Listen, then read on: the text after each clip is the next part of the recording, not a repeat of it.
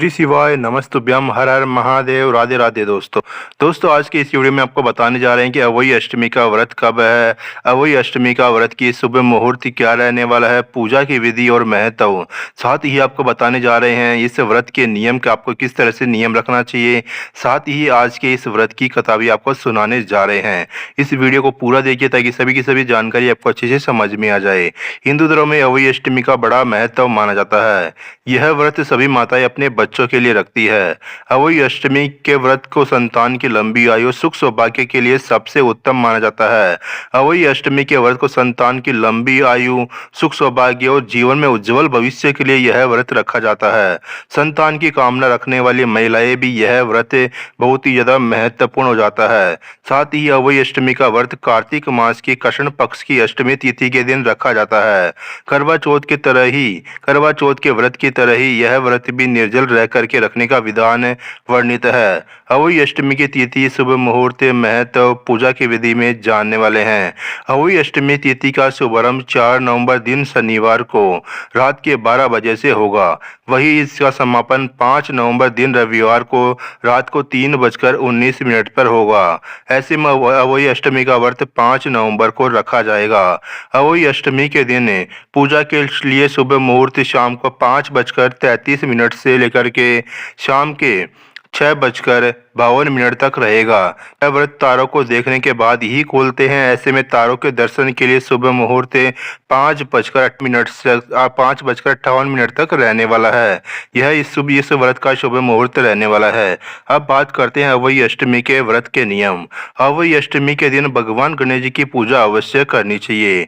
अवोई अष्टमी का व्रत तारों को देख करके खोला जाता है।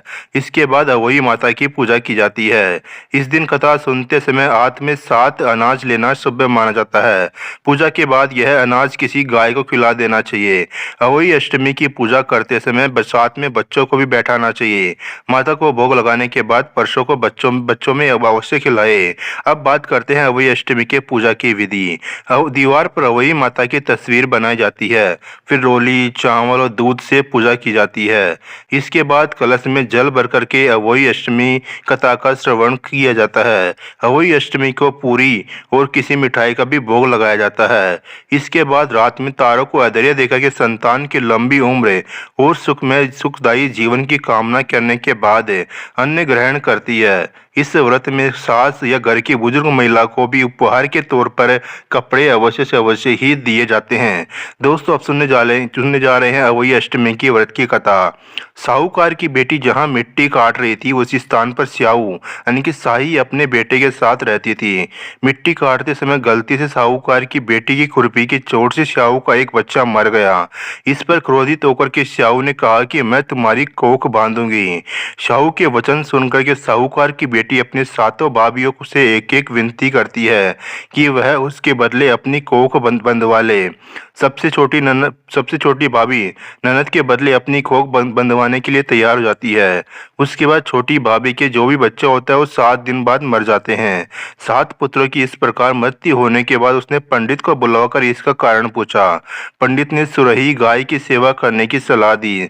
सुरही सेवा से प्रसन्न होती है और छोटी बहू से कहती कि तू किस लिए मेरी इतनी सेवा कर रही है, तो वह उससे क्या चाहती है, जो तेरी इच्छा है वो मुझसे मांग ले। साहूकार की बहू ने कहा कि स्याऊ माता ने मेरी कोख बांध दी है जिससे मेरे बच्चे नहीं बचते हैं। यदि आप मेरी कोख खुलवा देते हो तो मैं आपका उपकार मानूंगी। गाय माता ने उसकी बात मान ली और उसे साथ लेकर 7 समुंदर पार स्याऊ माता के पास ले चली। रास्ते में थक जाने पर दोनों आराम करने लगते हैं। अचानक साहूकार की छोटी बहू की नजर एक और जाती है। वह देखती है कि एक सांप गरुड़ पंखनी के बच्चे को डसने का जा रहा था और वह सांप को मार देती है। इसने में गरुड़ पंखनी वहां आ जाती है और खून बिखरा हुआ देख करके उसे लगता है कि छोटी बहू ने उसके बच्चे को मार दिया। वह छोटी बहू को चोंच मारना शुरू कर देती है। छोटी बहू इस पर कहती है कि उसने तो उसके बच्चे की जान बचाई है। गरुड़ पंखनी इस पर खुश होती है। सुरही सहित उन्हें स्याऊ के पास पहुंचा देती है। वहाँ छोटी बहू स्याऊ की सेवा करती है।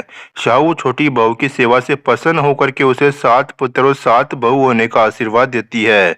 स्याऊ छोटी बहू की 7 पुत्र और 7 पुत्र वधुओं का आशीर्वाद देती है और कहती है कि घर जाने पर तू अवई माता का उद्यापन करना, 7 अवई बना करके 7 कड़ाही देना।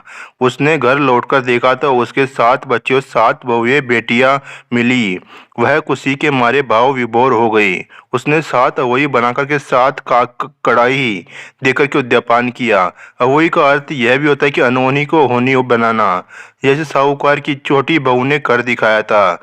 जिस तरह अवई माता ने उस साहूकार की बहू की कोख को खोल दिया, उसी प्रकार इस व्रत को करने वाली सभी अभिलाषा पूर्ण हो जाती है। बात करने जा रहे हैं कि अवई अष्टमी के व्रत के महत्व।